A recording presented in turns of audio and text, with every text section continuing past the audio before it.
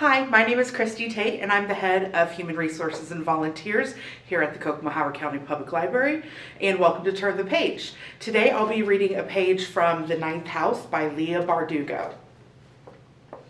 He took a deep breath, summoning his composure, and his eyes returned to their normal state. He held out his hand to her. "Speak your true name, Miss Stern, and let us make our bargain."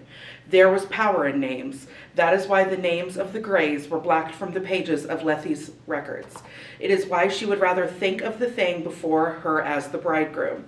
The danger lay in connection, in the moment when you bound your life to someone else's.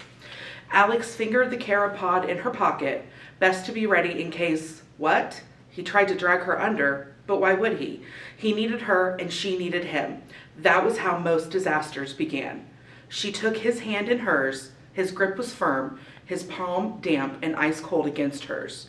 Was she touching a body? A thought she didn't know. "Bertram Boyce North," he said. "That's a terrible name." "It's a family name," he said indignantly. "Galaxy stirred," she said. But when she tried to pull her hand back, his fingers closed tighter. "I have waited a long time for this moment." Alex popped the carapod into her mouth. "Moments pass," she said, letting it rest between her teeth. "You thought me sleeping, but I heard you say that you were no true wife." Again, Alex tried to pull away. His hand stayed closed hard around hers. "I swear I will not ask your meaning in it. I do believe yourself against yourself, and will henceforward rather die than doubt."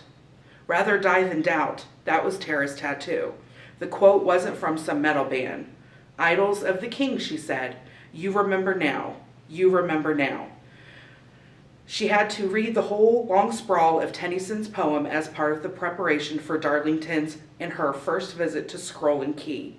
There were quotes from it all over their tomb, tributes to King Arthur and his knights, and a vault full of treasures plundered during the Crusades. "Have power in this dark land to lighten it, and power on this dead world to make it live." She remembered the words etched into the stone table at the locksmith's tomb. Alex shook free of the bridegroom's grip. So Tara's death potentially was connected to 3 secret societies.